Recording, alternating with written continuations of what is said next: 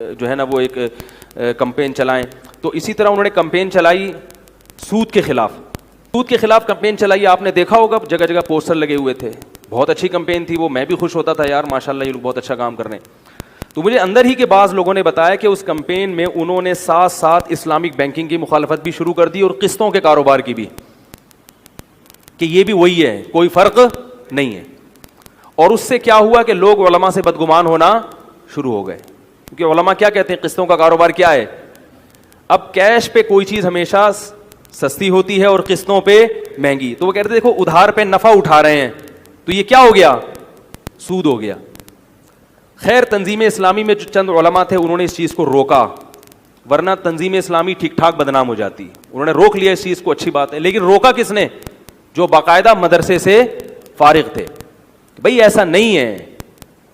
تو میں یہ عرض کر رہا ہوں کیوں, اخلاص ہونا کافی نہیں ہے. آپ اگر سود کے خلاف بھی کمپین چلا رہے ہیں تو آپ کو سود پہ باقاعدہ عبور ہونا چاہیے کہ سود کی ڈیفینیشن کیا ہے. عوام پتہ ہے کس پہ جاتی ہے, حکمتوں پہ. عوام کہتی ہے دیکھنے میں چونکہ ایک جیسے لگ رہے ہیں, کیونکہ سود کا مقصد جو ہے یعنی سود میں جو خرابیاں ہیں وہی قسطوں کے کاروبار میں خرابیاں پائی جا رہی ہیں. بھائی وہ بھی ادھار پہ نفع اور یہ بھی ادھار پہ نفع. تو یہ کام علماء کا ہے کہ وہ خرابیاں یہاں ہیں یا نہیں ہیں. بعض کہتے ہیں انہوں نے ہیلے اختیار کیے ہیں, تو یہ علماء جانتے ہیں کہ کون سا ہیلا جائز ہے اور کون سا ہیلا.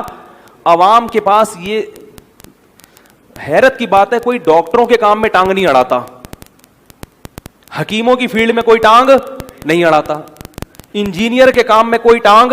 اب یہ جو انجینئر یہ بنا رہے ہیں نا گرین بس کے لیے پل بن رہا ہے, کبھی دیکھا کسی فنٹر کو جا کے بول رہا ہوں میرے حساب سے یہ پلر یہاں نہیں یہاں آنا چاہیے قرآن حدیث کی روشنی میں؟ وہ بولے گا جا بھائی اپنا کام کرے یار, کوئی بھی نہیں سنے گا. سعودی عرب میں بھی نہیں سنتا کوئی, جو کہتے ہیں نا سعودی عرب جو ہے نا بالکل قرآن حدیث پر عمل کرتے ہیں, وہاں بھی مفتی کا فتویٰ مانا جائے گا. وہاں کسی شخص کو انفرادی طور پر قرآن حدیث کی روشنی میں فتویٰ دینے کی ضرورت یعنی اجازت نہیں ہے. وہاں بیٹھ کے کوئی کہنا میں قرآن حدیث کو مانتا ہوں اور میں کسی مفتی کے فتوے کو نہیں مانتا, حکومت فوراً اسے کیا کر دے گی, اریسٹ کرے گی, گرفتار کرے گی. تو کون ہوتا ہے یہ اتنے جو ہم نے ادارے کھولے ہوئے ہیں, یونیورسٹیاں کھولی ہوئی ہیں, یہ بیکار کھولی ہوئی ہیں. یہ صرف ہمارا ملک ہے جہاں فری چھوٹ ہے, کوئی بھی اٹھ کے جعلی حکیم بھی بن جاتا ہے, جعلی ڈاکٹر بھی بن جاتا ہے اور جعلی مفتی بھی بن جاتا ہے. اور پبلک کہہ رہے ہیں بات چونکہ دلیل سے کر رہا ہے لہذا اس کی بات میں دم ہے. تمہیں پتا کیسے چلا کہ دلیل سے کر رہا ہے کہ نہیں کر رہا؟ تمہارے پاس اتنا علم کہاں سے آ گیا؟ تمہیں کیسے پتا چل گیا کہ یہ جو بات کر رہا ہے یہ واقعی مستند ہے؟ دیکھو دلیل کو پہچاننے کے لیے بھی کچھ صلاحیت ہونی چاہیے. آپ کو پتا ہو نا کہ دلیل کی قسطوں کا کاروبار سود وود نہیں ہے.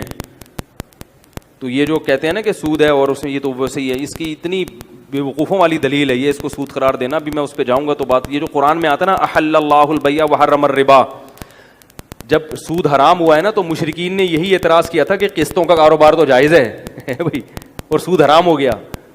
تو اللہ نے اس پہ آیتیں نازل کی احل اللہ البیع, بے حلال ہے کیونکہ اللہ نے حلال کیا اس کو, چاہے وہ قسطوں پہ ہو یا کیش پہ ہے تو وہ بے.